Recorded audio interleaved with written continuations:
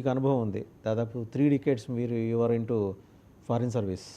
డిప్లొమాట్‌గా మీరున్నారు. మీరు రకరకాల దేశాలు వాళ్ళ వాళ్ళ వాళ్ళ యాటిట్యూడ్స్ అండ్ వాళ్ళ వర్కింగ్ స్టైల్ ఇవన్నీ మీరు దగ్గర నుంచి చూశారు.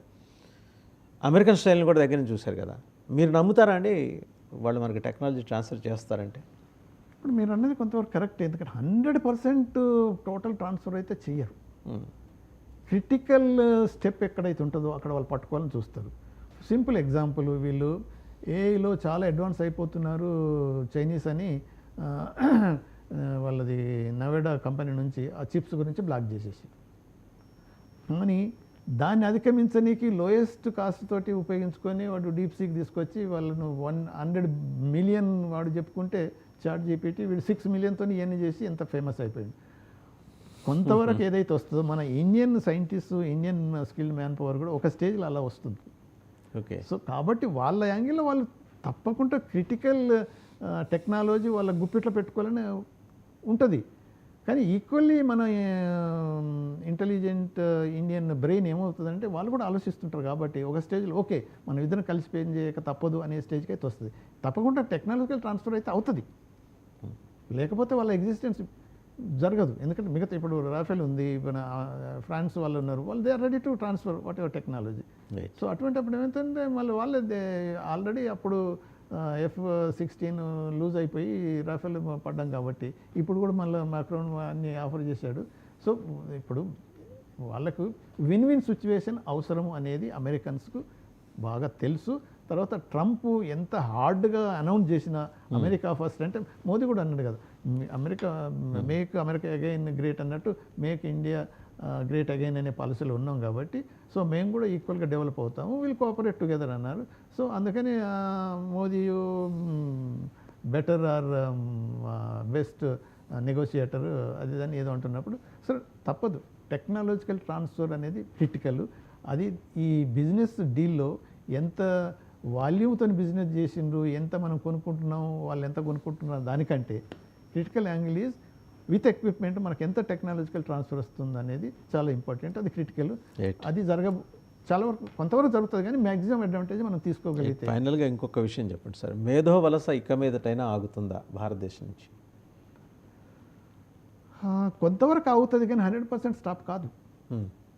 ఇంకా అన్ని ఆంక్షలు పెట్టినా మన వాళ్ళు రెడీగా ఉన్నారు వెళ్ళిపోవడానికి. ఉన్నారు దేరారు. అదే నేను మాట్లాడుతుంటే బోల్డ్ అంతమంది. ఇప్పుడు నేను ఏది ప్రజావాణిలో ఇప్పుడు ప్రవాస ప్రజావాణి ఒక 2-3 డెస్కులు ఓపెన్ చేసి మేమంతా ట్యూస్డే ఫ్రైడే కూర్చొని వాళ్ళకంతా హెల్ప్ చేస్తుంటాం కదా, చాలామంది వస్తున్నారు.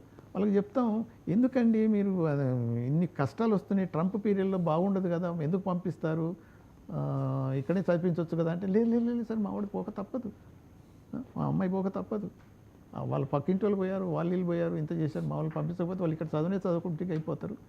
అదే కాకుండా కూడా yes there are best universities, best institutions America లేవని కాదు, ఎన్నున్నాయో అంతకు మించి నంబర్లో స్క్రాప్ ఇన్స్టిట్యూట్స్ కూడా ఉన్నాయి, ఈ డబ్బులు ఉన్నాయి, అంతకు మించిన సంఖ్య ఉన్నాయి అవి ఉన్నాయి. కానీ అదే అలాంటి వాటిని బారిన పడుతున్నారు కదా మన ఇండియన్స్. కరెక్ట్. అవి ఉన్నాయి. కానీ అదే ఇప్పుడు ఏం చెప్తుంటే ఇప్పుడు మనకు ఇక్కడ ఉన్న ఫెసిలిటీస్ కోర్స్ మనకున్న IITs IIMs on par with anything, అవును లేదని కాదు.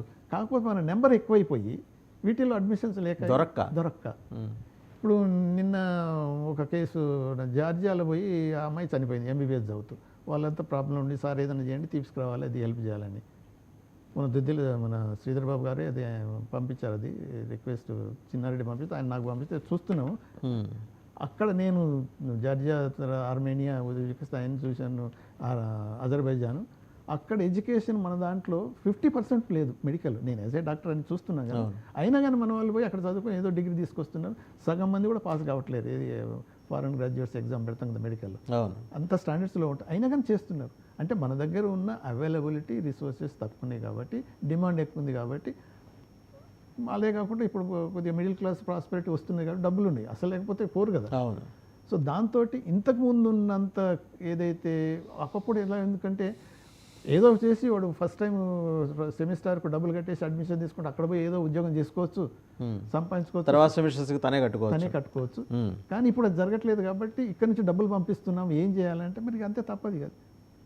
రైట్. సో మేధో వలస ఆగకపోవచ్చు అంటారు. అంటే ఎంతో కొంత మేరకు ఒక 4 ఏళ్ల పాటు స్లో డౌన్ అవుతుంది కానీ but it's a continuous process అంటారు. స్లో డౌన్ అయితే తప్పకుండా అవుతుంది, ఆగ పూర్తిగా అయితే స్టాప్ కాదు.